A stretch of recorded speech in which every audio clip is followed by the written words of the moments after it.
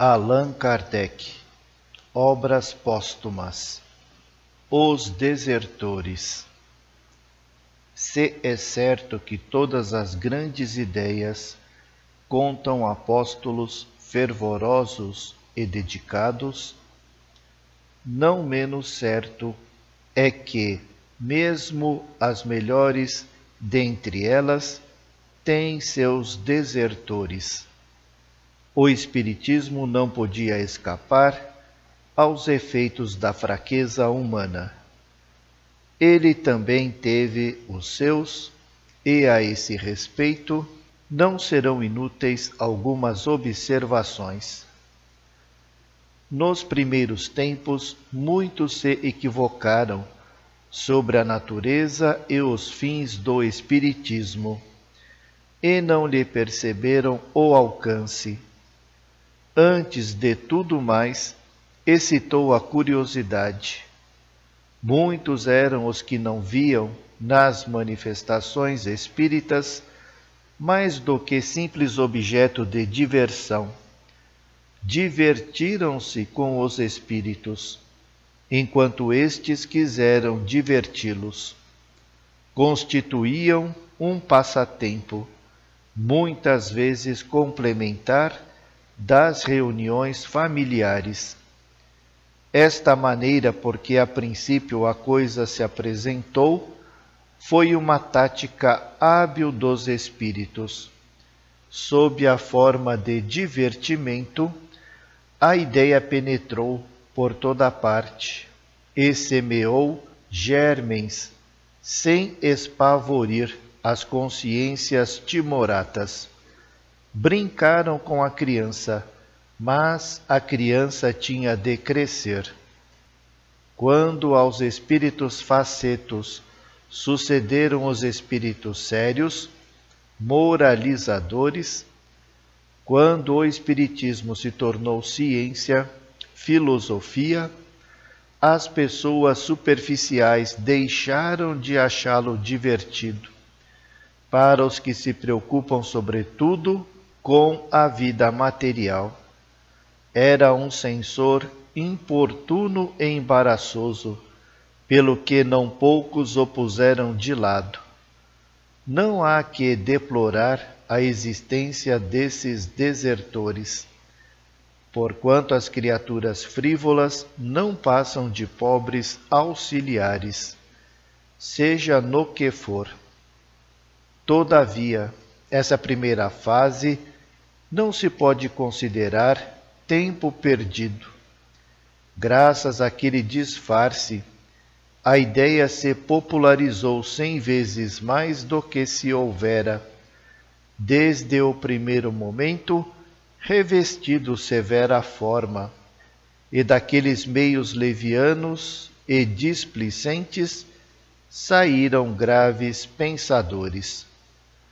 Postos em moda pelo atrativo da curiosidade, constituindo um engodo, os fenômenos tentaram a cupidez dos que andam à cata do que surge como novidade, na esperança de encontrar aí uma porta aberta. As manifestações pareceram coisa maravilhosamente explorável, e não faltou quem pensasse em fazer delas um auxiliar de seus negócios. Para outros, era uma variante da arte da adivinhação, um processo talvez mais seguro do que a cartomancia, a quiromancia, a borra de café, etc., etc. Para se conhecer o futuro e descobrir coisas ocultas, uma vez que, segundo a opinião então corrente, os espíritos tudo sabiam. Vendo, afinal, essas pessoas que a especulação lhes escapava dentre os dedos e dava em mistificação que os espíritos não vinham ajudá-las a enriquecer, nem lhes indicar números que seriam premiados nas loterias, ou revelar-lhes a boa sorte, ou levá-las a descobrir tesouros, ou a receber heranças, nem ainda facultar-lhes uma invenção frutuosa de que tirassem patente, suprir-lhes em suma a ignorância e dispensá-las do trabalho intelectual e material. Os espíritos para nada serviam e suas manifestações não passavam de ilusões. Tanto essas pessoas deferiram louvores ao Espiritismo durante todo o tempo em que esperaram auferir dele algum proveito, quanto o denegriram desde que chegou a decepção. Mais um dos críticos que o vituperam tê-lo-iam elevado às nuvens, se ele houvesse feito que descobrissem um tio rico na América, ou que ganhassem na bolsa. Das categorias dos desertores, é essa a mais numerosa, mas compreende-se que os que a formam não podem ser qualificados de espíritas. Também essa fase apresentou sua utilidade, mostrando que não se devia esperar do concurso dos espíritos. Ela deu a conhecer o objetivo sério do espiritismo e depurou a doutrina. Sabem os espíritos que as lições da experiência são as mais proveitosas. Se, logo de começo, eles dissessem: não peçais isto ou aquilo, porque nada conseguireis, ninguém mais lhes daria crédito. Essa a razão por que deixaram que as coisas tomassem o rumo que tomaram. Foi para que, da observação, ressaltasse a verdade. As decepções desanimaram os exploradores e contribuíram para que o número deles diminuísse. Eram parasitos de que elas, as decepções, livraram o espiritismo e não adeptos sinceros. Alguns indivíduos, mais perspicazes do que outros, entreviram o homem na criança que acabava de nascer e temeram-na, como Herodes temeu o menino Jesus, não se atrevendo a atacar de frente o espiritismo. Esses indivíduos incitaram agentes com o encargo de o abraçarem para asfixiá-lo. Agentes que se mascaram para, em toda parte, se intrometerem, para suscitarem habilmente a desafeição nos centros e espalharem, dentro destes, com furtiva mão, o veneno da calúnia, acendendo, ao mesmo tempo, o facho da discórdia, inspirando atos comprometedores, tentando desencaminhar a doutrina, a fim de torná-la ridícula ou odiosa, e simular em seguida defecções. Outros ainda são mais habilidosos. Pregando a união, semeiam a separação. Destramente, levantam questões irritantes e ferinas. Despertam o ciúme da preponderância entre os diferentes grupos. Deleitar-se-iam, vendo-os apedrejar-se e erguer bandeira contra bandeira, a propósito de algumas divergências de opiniões sobre certas questões de forma ou de fundo, as mais das vezes provocadas intencionalmente. Todas as doutrinas têm tido seus Judas, o Espiritismo não poderia deixar de ter os seus, e eles ainda não lhe faltaram. Esses são espíritas de contrabando, mas que também foram de alguma utilidade.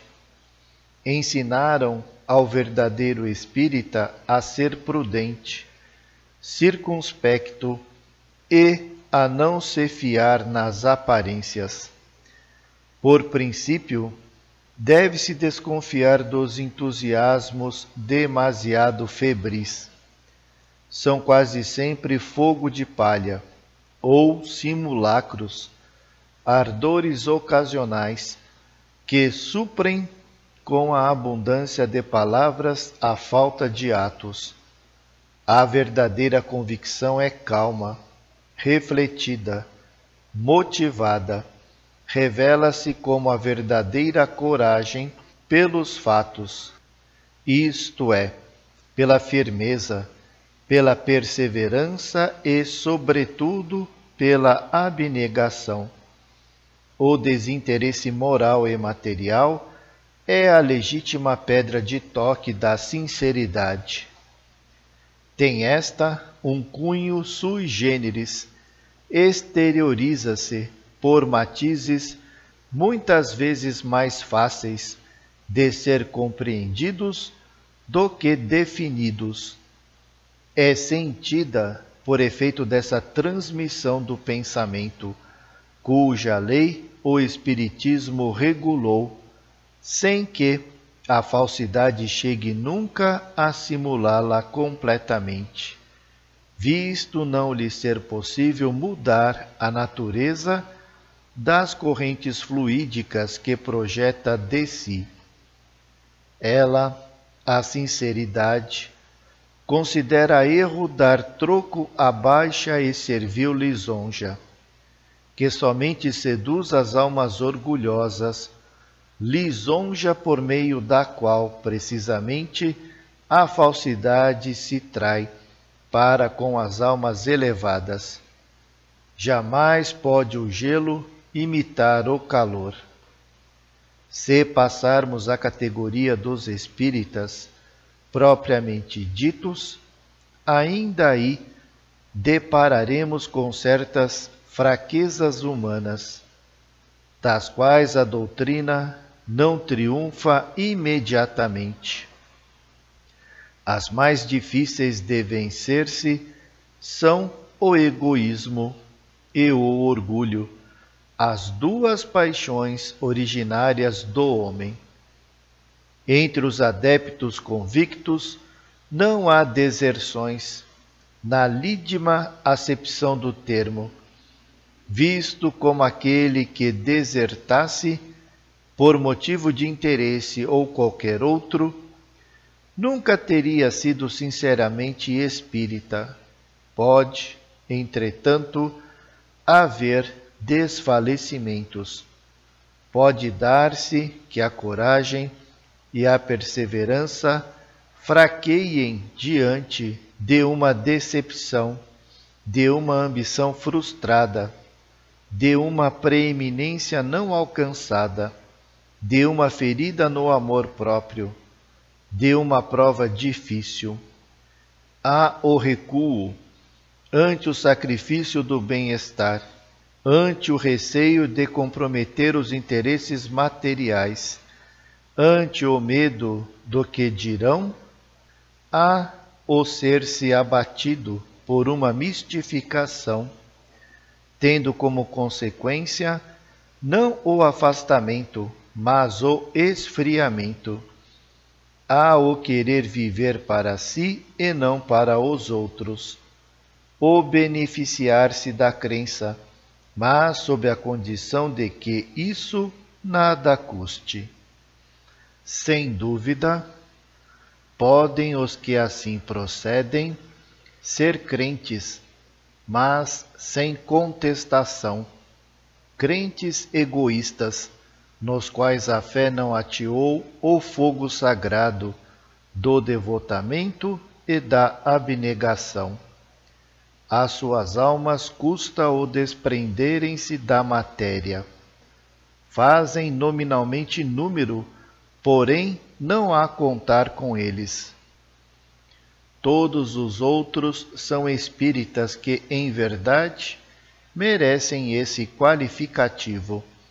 Aceitam por si mesmos todas as consequências da doutrina e são reconhecíveis pelos esforços que empregam por melhorar-se, sem desprezarem, além dos limites do razoável, os interesses materiais. Estes são, para eles, o acessório e não o principal. Não consideram a vida terrena senão como travessia, mais ou menos penosa. Estão certos de que o emprego útil ou inútil que lhe derem depende o futuro. Tem por mesquinhos os gozos que ela proporciona. Em face do objetivo esplêndido que entrevém no além, não se intimidam com os obstáculos com que topem no caminho. Vêem nas vicissitudes e decepções provas que não lhes causam desânimo, porque sabem que o repouso será o prêmio do trabalho. Daí vem que não se verificam entre eles deserções nem falências. Por isso mesmo, os bons espíritos protegem manifestamente os que lutam com coragem e perseverança, aqueles cujo devotamento é sincero e sem ideias preconcebidas. Ajudam-nos a vencer os obstáculos e suavizam as provas que não possam evitar-lhes, ao passo que, não menos manifestamente, abandonam os que se afastam deles e sacrificam, à causa da verdade, as suas ambições pessoais. Deveremos incluir também entre os desertores do Espiritismo os que se retiram porque a nossa maneira de ver não lhes satisfaz, os que, por acharem muito lento ou muito rápido o nosso método, pretendem alcançar mais depressa e em melhores condições a meta a que visamos? Certamente que não, se tem por guia a sinceridade e o desejo de propagar a verdade. Sim, se seus esforços tendem unicamente a se porem eles em evidência e a chamar sobre si a atenção pública para a satisfação do amor próprio e de interesses pessoais. Tendes um modo de ver diferente do nosso, não simpatizais com os princípios que admitimos. Nada prova que estais mais próximos da verdade do que nós. Pode-se divergir de opinião em matéria de ciência. Investigai do vosso lado, como nós investigamos do nosso. O futuro dará a ver qual de nós está em erro ou com a razão. Não pretendemos ser os únicos a reunir as condições fora das quais não são possíveis estudos sérios e úteis. O que temos feito podem outros, sem dúvida, fazer. Que os homens inteligentes se agreguem a nós ou se consagrem longe de nós, pouco importa. Se os centros de estudos se multiplicarem, tanto melhor. Será um sinal de incontestável progresso que aplaudiremos com todas as nossas forças. Quanto às rivalidades, as tentativas que façam por nos suplantarem, temos um meio infalível de não as temer. Trabalhamos para compreender por enriquecer a nossa inteligência e o nosso coração. Lutamos com os outros, mas lutamos com caridade e abnegação. O amor do próximo, inscrito em nosso estandarte, é a nossa divisa. A pesquisa da verdade, venha donde vier, o nosso único objetivo. Com tais sentimentos, enfrentamos a zombaria dos nossos adversários e as tentativas dos nossos competidores. Se nos enganarmos, não teremos o tolo amor próprio que nos leve a obstinar-nos em ideias falsas. Há, porém, princípios acerca dos quais podemos todos estar seguros de nos não enganarmos nunca: o amor do bem, a abnegação, a proscrição de todo sentimento de inveja e de ciúme. Estes princípios são os nossos. Vemos neles os laços que prenderão todos os homens de bem, qualquer que seja a divergência de suas opiniões. Somente o egoísmo e a má-fé erguem entre eles barreiras intransponíveis. Mas qual será a consequência de semelhante estado de coisas? Indubitavelmente, o proceder dos falsos irmãos poderá de momento acarretar algumas perturbações parciais, pelo que todos os esforços devem ser empregados para levá-los ao malogro. Tanto quanto possível, essas perturbações, porém, pouco tempo necessariamente durarão e não poderão ser prejudiciais ao futuro. Primeiro, porque são simples manobras de oposição, fadadas a cair pela força mesma das coisas. Depois, digam o que disserem, ou façam o que fizerem, ninguém seria capaz de privar a doutrina do seu caráter distintivo, da sua filosofia racional e lógica, da sua moral consoladora e regeneradora. Hoje estão lançadas de forma inabalável as bases do Espiritismo. Os livros escritos sem equívoco e postos ao alcance de todas as inteligências serão sempre a expressão clara e exata do ensino dos Espíritos, e o transmitirão intacto aos que nos sucederem. Insta não perder de vista que estamos num momento de transição e que nenhuma transição se opera sem conflito. Ninguém, pois, deve espantar-se de que certas paixões se agitem por efeito de ambições malogradas, de interesses feridos, de pretensões frustradas.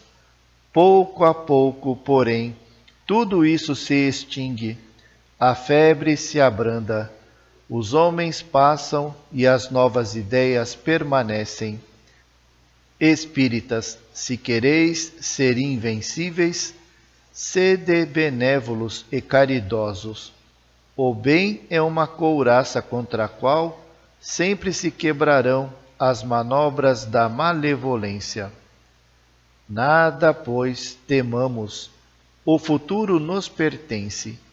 Deixemos que os nossos adversários se debatam, apertados pela verdade que os ofusca.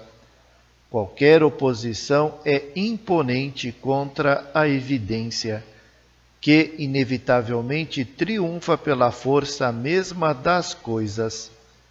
É uma questão de tempo a vulgarização universal do Espiritismo, e neste século o tempo marcha a passo de gigante, sob a impulsão do progresso. Allan Kardec. Nota: Como complemento deste artigo, publicamos uma instrução que, sobre o mesmo assunto, Allan Kardec deu logo que voltou ao mundo dos espíritos. Pareceu-nos interessante para os nossos leitores juntar as páginas eloquentes e viris que se acabam de ler à opinião atual do organizador, por excelência da nossa filosofia. Abre aspas. Quando eu me achava corporalmente entre vós, disse muitas vezes que havia de fazer aí uma história do Espiritismo, que não seria destituída de interesse. É este, ainda agora, o meu parecer, e os elementos que eu reunira para esse fim poderão servir um dia à realização da minha ideia.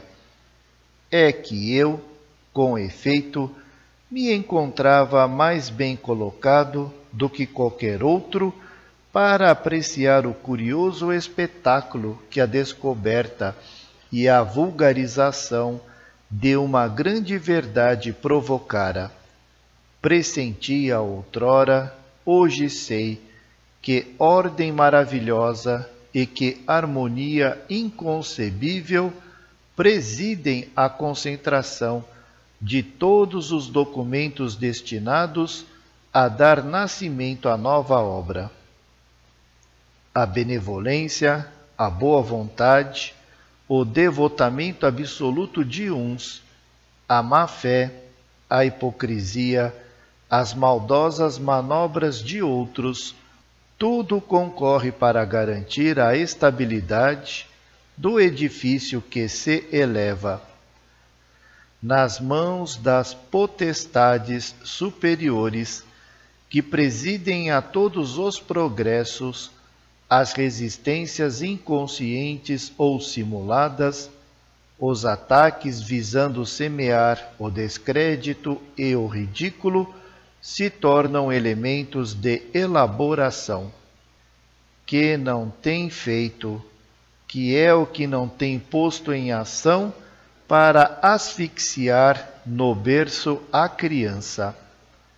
A princípio, o charlatanismo e a superstição quiseram, ora um, ora outra, apoderar-se dos nossos princípios, a fim de os explorarem em proveito próprio.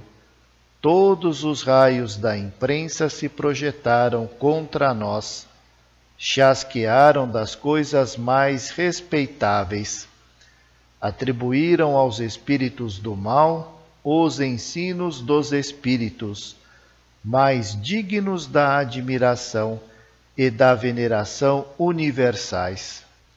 Entretanto, todos esses esforços conjugados, mas não conseguiram senão proclamar a impotência dos nossos adversários. É dentro dessa luta incessante contra os preconceitos firmados, contra erros acreditados, que se aprende a conhecer os homens. Eu sabia, ao consagrar-me à obra da minha predileção, que me expunha ao ódio, à inveja e ao ciúme dos outros. O caminho se achava inçado de dificuldades que de contínuo se renovavam. Nada podendo contra a doutrina, atiravam-se ao homem. Mas, por esse lado, eu me sentia forte, porque renunciara à minha personalidade, que me importavam os esforços da calúnia. A minha consciência e a grandeza do objetivo me faziam esquecer de boa vontade as urzes e os espinhos da estrada. Os testemunhos de simpatia e de estima que recebi dos que me souberam apreciar constituíram a mais estimável recompensa que eu jamais ambicionara. Mas, quantas vezes teria sucumbido ao peso da minha tarefa, se a afeição e o reconhecimento de muitos não me houvessem feito olvidar a ingratidão e a injustiça de alguns. Porquanto, se os ataques contra mim dirigidos sempre me encontraram insensível, penosamente magoado me sentia, devo dizê-lo, todas as vezes que descobria falsos amigos entre aqueles com quem mais contava. Se é justo censurar os que hão tentado explorar o espiritismo ou desnaturá-lo em seus escritos, sem o terem previamente estudado, quão mais culpados não são os que, depois de lhe haverem assimilado todos os princípios, não contentes de se lhe apartarem do seio, contra ele voltaram todos os seus esforços. É, sobretudo, para os desertores dessa categoria que devemos implorar a misericórdia divina, pois que apagaram voluntariamente o facho que os iluminava e com o qual podiam esclarecer os outros. Eles, por isso, logo perdem a proteção dos bons espíritos e, conforme a triste experiência que temos feito, bem depressa chegam, de queda em queda, às mais críticas situações. Desde que voltei para o mundo dos espíritos, tornei a ver alguns desses infelizes. Arrependem-se agora, lamentam a inação em que ficaram e a má vontade de que deram prova, sem lograrem, todavia, recuperar o tempo perdido. Tornarão em breve à terra, com o firme propósito de concorrerem ativamente para o progresso, e se verão ainda em luta com as tendências antigas, até que definitivamente triunfem. Fora de crer que os espíritas de hoje, esclarecidos por esses exemplos, evitariam cair nos mesmos erros. Assim, porém, não é. Ainda por longo tempo haverá irmãos falsos e amigos desacisados, mas, tal como seus irmãos mais velhos, não conseguirão fazer que o espiritismo saia da sua diretriz. Embora causem algumas perturbações momentâneas e puramente locais, nem por isso a doutrina periclitará. Ao contrário, os espíritas transviados bem depressa reconhecerão o erro em que incidiram e virão colaborar com maior ardor na obra por um instante abandonada e, atuando de acordo com os espíritos superiores que dirigem as transformações humanitárias, caminharão a passo rápido para os ditosos tempos prometidos à humanidade regenerada. Allan Kardec, abre parênteses, Espírito, nota da editora FEB, fecha parênteses, Paris, novembro de 1869, fecha aspas.